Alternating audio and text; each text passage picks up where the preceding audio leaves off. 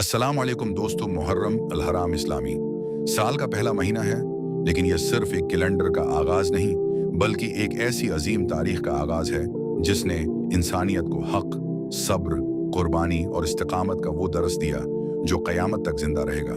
ये वो महीना है जिसमें नवासिर रसूल सल्लल्लाहु अलैहि आला वसल्लम सैयदना इमाम हुसैन अलैहिस्सलाम और उनके अहले बेत ने जुल्म के खिलाफ ऐसी लाजवाब कुर्बानी पेश की जिसकी मिसाल दुनिया की तारीख में कहीं नहीं मिलती। मुहर्रम का जिक्र आते ही दिल खुद बखुद करबला की तरफ चला जाता है। वो करबला जहां नहरों के करीब होने के बावजूद प्यास थी, जहां ताकत के बावजूद जुल्म था और जहां एक तरफ इक़्तिदार था और दूसरी तरफ हक। यही वो मार्का था जिसे तारीख में वाक़या करबला कहा जाता है। इस वाक़ये की बुनियाद इस वक्त रखी गई जब यजीद बिन माविया ने इक़्तिदार संभाला और इस्लामी खिलाफत के निज़ाम में तब्दीलियां आने लगी। इस दौर में लोगों को इंसाफ की बजाय दबाव और ताकत के जरिए कंट्रोल किया जाने लगा। ऐसे वक्त में इमाम हुसैन अलैहिस्सलाम ने खामोशी अख्तियार नहीं की, क्योंकि वो जानते थे कि अगर जुल्म के सामने खामोशी अख्तियार कर ली गई तो दीन की असल शक्ल बाकी नहीं रहेगी। इमाम हुसैन अलैहिस्सलाम वो शख्सियत हैं जिन्हें रसूल अल्लाह सल्लल्लाहु अलैहि वसल्लम ने अपनी आंखों का नूर और जन्नत के नौजवानों का सरदार फरमाया। वो सिर्फ एक फर्द नहीं थे बल्कि हक व बातिल के दरमियान एक मयार थे।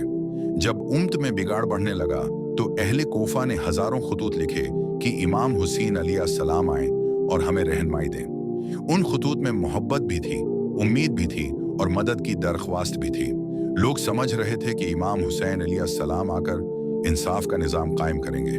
इमाम हुसैन अलैहिस्सलाम ने इन खतूत को नज़रअंदाज नहीं किया, बल्कि इम्मत की हालत को देखते हुए एक अहम फैसला किया कि वो मक्का मुकरमा से इराक की तरफ सफ़र करेंगे। ये सफ़र आसान नहीं था। ये सफ़र सिर्फ ज़मीन का नहीं बल्कि कुर्बानी का सफ़र था। इमाम हुसैन अलैहिस्सलाम के साथ उनके अहले बैत थे, जिनमें ख़वातीन, बच्चे और नौजवान शामिल थे। उनमें हज़रत ज़ैनब अलैहिस्सलाम, हज़रत अली अकबर अलैहिस्सलाम, हज़रत अली असगर अलैहिस्सलाम और दीगर मुक़द्दस हस्तियाँ शामिल थीं। हर कदम पर इम्तिहान था, लेकिन ईमान मजबूत था। रास्ते में जब इमाम हुसैन अलैहिस्सलाम आगे बढ़ रहे थे तो उन्हें यह खबर मिली कि कोफा के हालात बदल चुके हैं। जिन लोगों ने दावत दी थी वो अब खामोश हो चुके हैं। मुस्लिम बिन अकील को शहीद कर दिया गया है। ये खबर किसी भी आम इंसान के हौसले को तोड़ सकती थी, लेकिन इमाम हुसैन अलैहिस्सलाम का ईमान मजबूत था। वो जानते थे कि उनका सफ़र किसी दुनियावी मकसद के लिए नहीं बल्कि दीन की बका के लिए है। इसीलिए उन्होंने फैसला किया कि वो आगे बढ़ेंगे, चाहे हालात जैसे भी हों। आखिरकार वो दिन आया जब इमाम हुसैन अलैहिस्सलाम का काफिला 2 मुहर्रम अल-हराम को करबला के मैदान में दाखिल हुआ। करबला एक सुनसान, खशिक और सख्त जगह थी। न पानी, न दरख्त, न आबादी, सिर्फ रेत और खामोशी थी। लेकिन यही खामोशी आने वाले तूफान की गवाह बनने वाली थी। जब इमाम हुसैन अलैहिस्सलाम वहां पहुंचे तो उन्होंने फरमाया कि ये हमारी मंजिल है और हम यहीं क़याम करेंगे।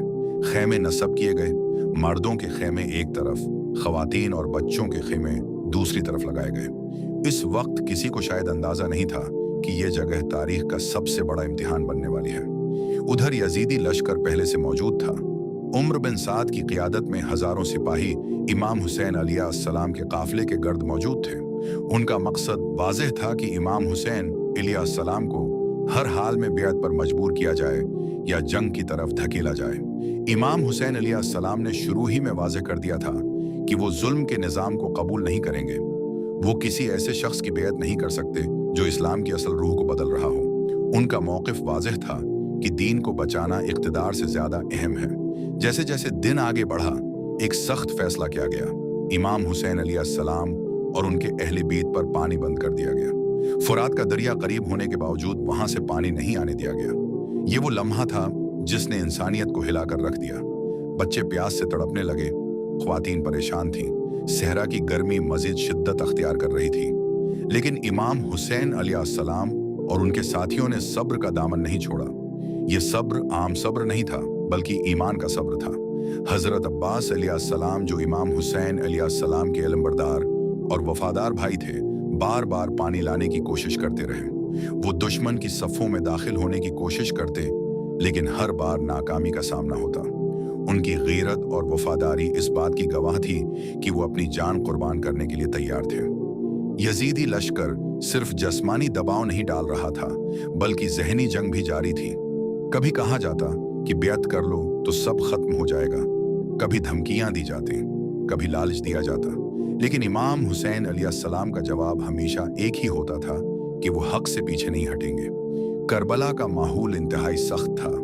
दिन में शदीद गर्मी और रात में खौफनाक खामोशी।